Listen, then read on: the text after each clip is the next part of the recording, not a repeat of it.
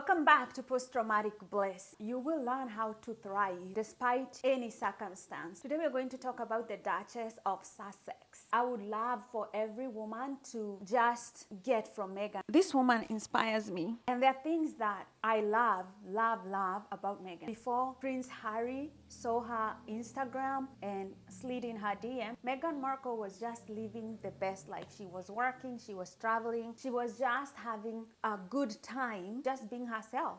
She was having fun. She was in her energy. She wasn't desperate. She wasn't looking for a man. She wasn't like, oh my goodness, crying to get one. You know, this woman had already predetermined that she wants a beautiful, good life, and she was living it. And then the next thing that I like is that she loves herself. She loves herself enough, you know, to walk away from people who don't like her and to embrace that people who love her.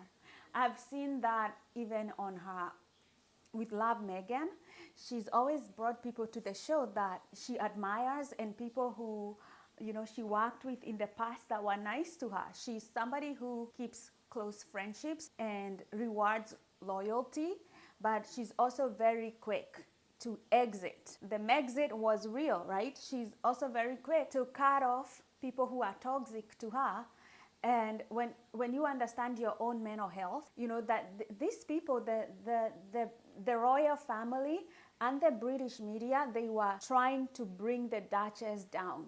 You know, they waited until, you know, she had this beautiful wedding, and then they turned on her like snakes. Bam, right? You know, she could have thought, well, let me just continue on with this job where I'm getting money and being taken care of, but they're tarnishing my image. They were really doing the worst job you can do to bring somebody down, right? We've seen the British media, they called her baby a monkey. They likened her baby to a monkey.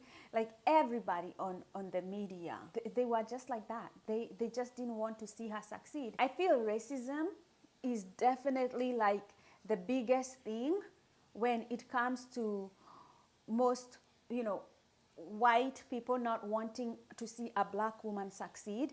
Is just that they don't want to see the image of success and good family values and helping, kindness. They don't want to see those values associated with the black African family because they want to tarnish that.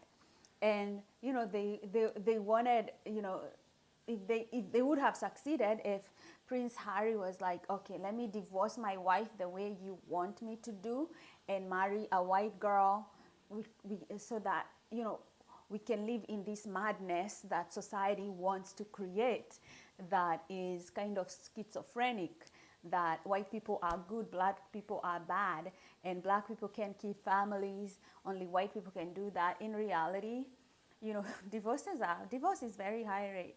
Is very high among even white people, but they just wanted, you know, the image to be Kate and William and their nice family, but they don't want to see a black woman and her happy family there. You know, kind of, you know, jealousy. Is jealousy coming from, I believe, I know, maybe coming from William and Kate, and then, you know, because we've, like, if you've watched like Meghan's first video, you see William and the father feeding information to the media so that they can tarnish Meghan's image. So they really wanted her downfall.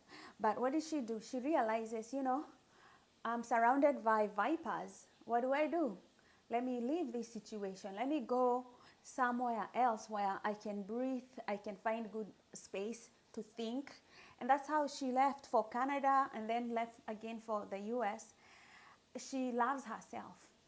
And I think, like, if you don't know how to choose yourself and what is good and dear to your heart, your enemy will always win.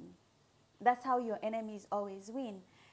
She chose herself. She chose the man that loved her and her baby and her family. They both chose each other, but, you know, she also had to be one of the people who made that decision. But it came down to her mental health, and she chose herself. A lot of women don't do that. They remain in toxic relationships or workplaces or environments where they are choked emotionally. Nobody is feeding them. and they remain in that negativity for far too long. I cannot even imagine what a great example of self-love and assurance that this woman sets.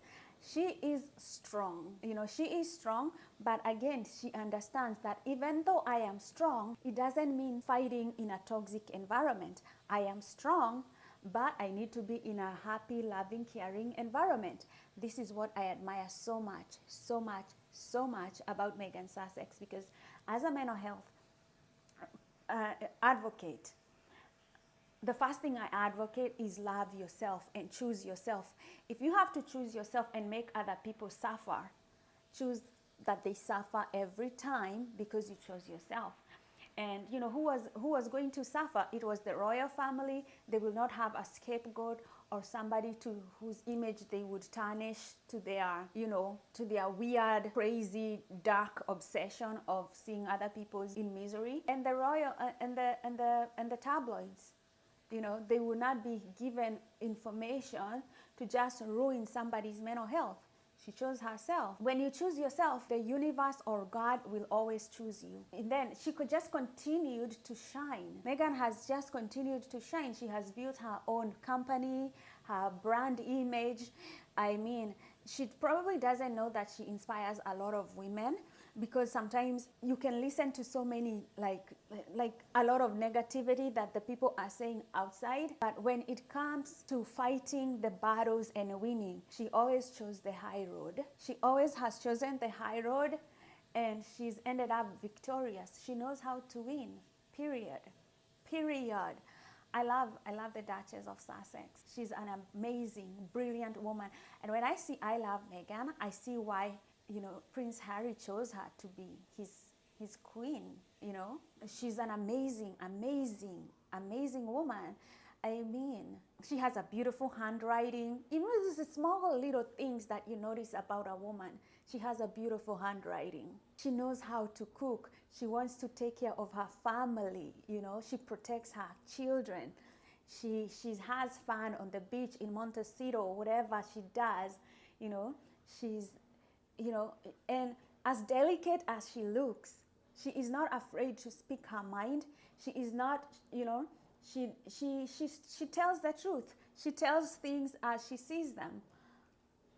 Few people, even men, I bet you 99% of men don't have half the courage that woman has.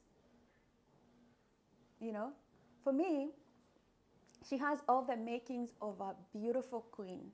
So those are the things that I love about the Duchess of Sussex, Meghan herself.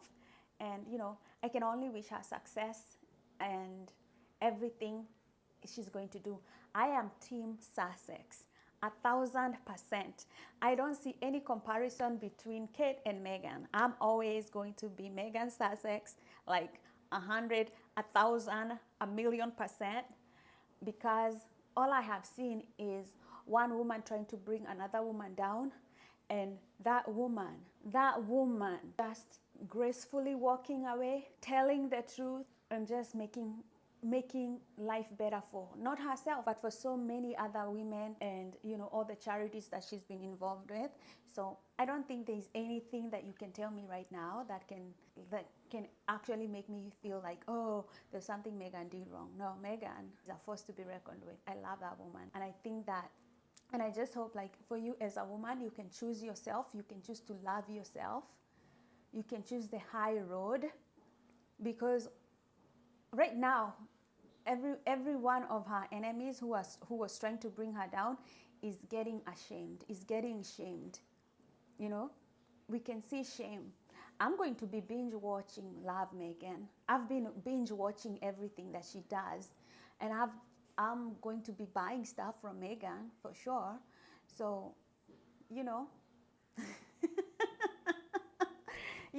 for haters out there, it all goes to show, like, don't hate on people.